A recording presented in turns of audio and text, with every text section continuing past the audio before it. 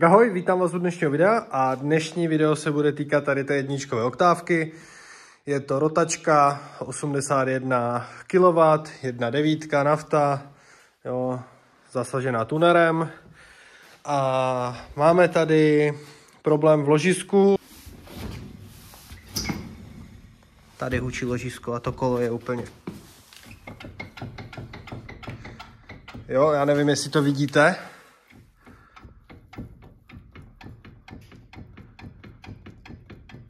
Jakou to má vůli. A jak to cvaká, takže... A brutálně to hučí. Jo, takže tady to ložisko je úplně špatné. A máme tady sadu, ložisko, matice na poloosu, vazelína, nějaké matičky a závlačka na ložisko. A budeme mít náboj. Máme tady kompletní náboj, jo, i s ABS kroužkem, takže dobrá věc. Máme tady náboj, ložisko a budeme to vyměnit.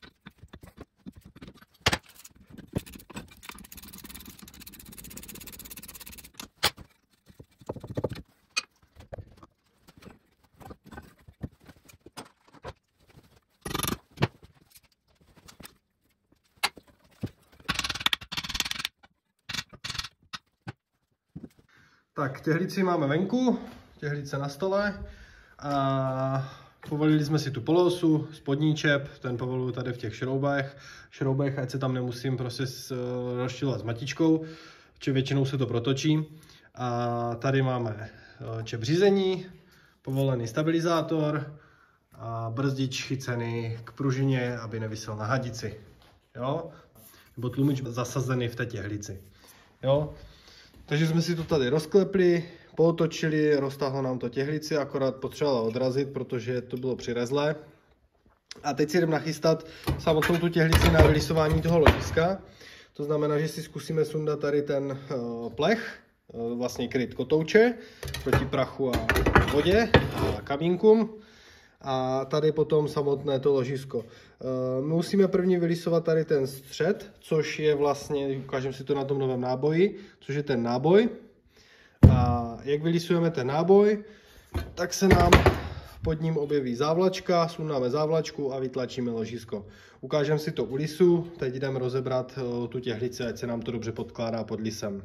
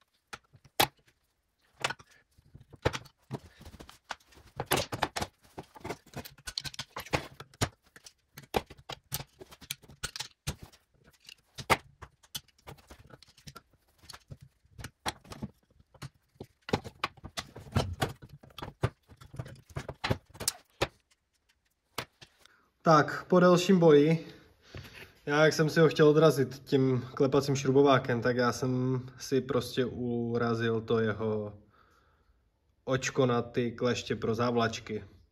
Takže jsem se tady s tím mordoval, ale nakonec jsem to ven dostal. Takže máme to nachystané, takže jdem zase zpátky pod líc.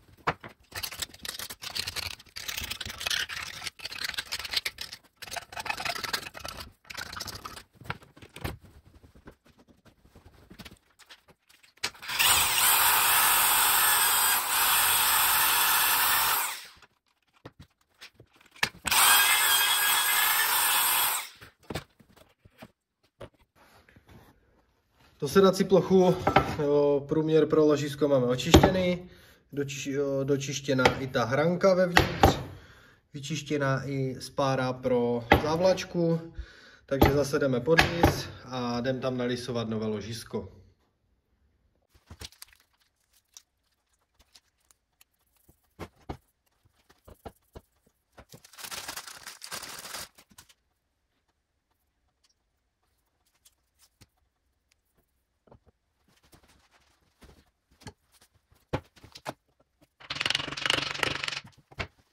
Ještě taková věc, trošku jsme si ho tam naklepali, nebo trošku jsem si ho tam naklepal, aby mi se dělo, jak kdyby, aby nebylo vyhnuté nějak, než půjde pod líz.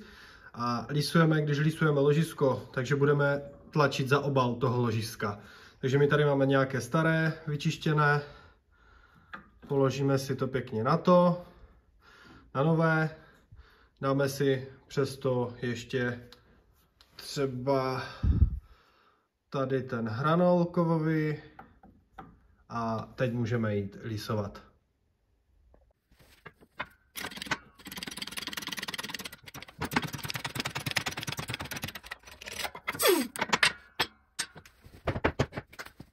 Ložisko nám tam krásně zajelo, máme ho tam zalisované a teď si půjdeme dát závlačku a půjdeme zpátky pod líz nalisovat náboj.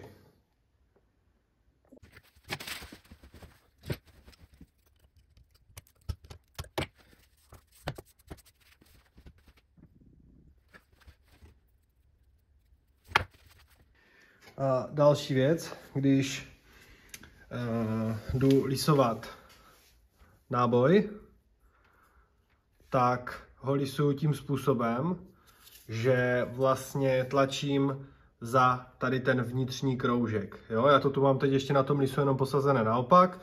Já si pokládám na podstavu náboj, otočím si těhlici s ložiskem, nasadím si ložisko na náboj a tlačím tu těhlici s tím ložiskem za ten prostředek, za ten prostřední kroužek do toho náboje.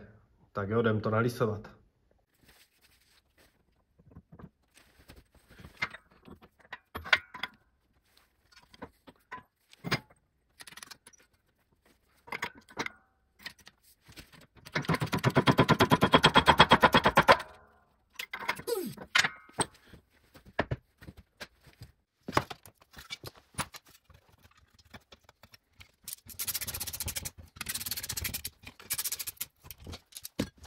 Tak, máme to nalisované, jak ložisko, tak náboj.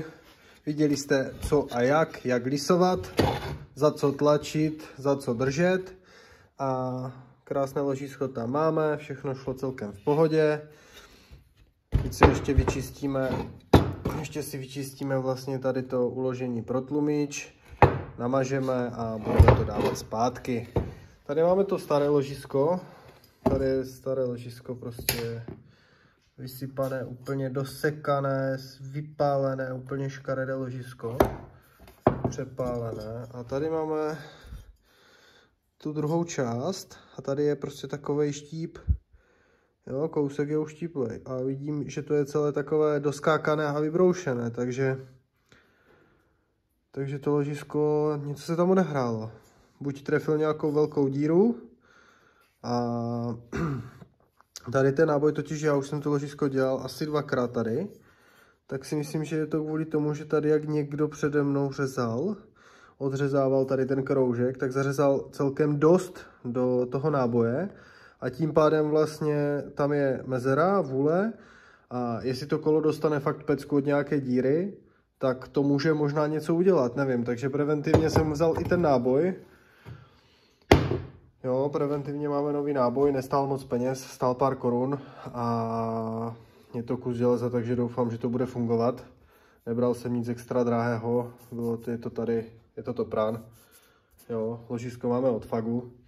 Takže uvidíme, co to udělá a co to neudělá, jestli to vydrží. Tak uvidíme, pokud tam bude nějaký problém, tak si myslím, že už pak bude problém v těhlici, ale tak snad ne, ložisko tam šlo celkem fajn nalisovat, tak uvidí se, až to zase bude jezdit.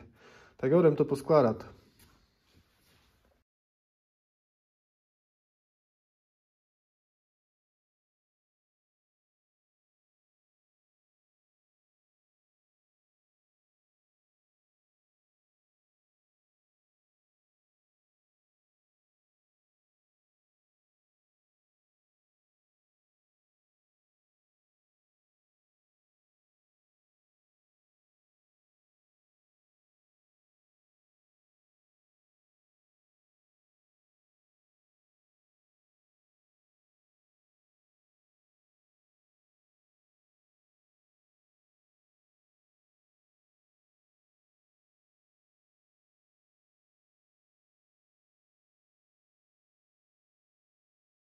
Tak, viděli jste, jak jsem to poskládal, prostě zase pořád dokola ten samý způsob, jak rozebírám, opačným způsobem skládám, dávám nové věci, utahuji na momenty. Kolo máme na autě, máme tam kotouč, brzdu, všechno, je to dotáhle na moment, středová matka na ložisko vlastně, nebo ložisko je dotáhle 225 N, povolím, potočím s kolem, třeba o 180 stupňů, zatáhnu na 50 N a 60 stupňů. Kolo máme zatáhle taky, tam je 120 N a oktávka může jet. Tak jo, díky, že jste sledovali a komentujte videa, nezapomeňte na odběr a čus.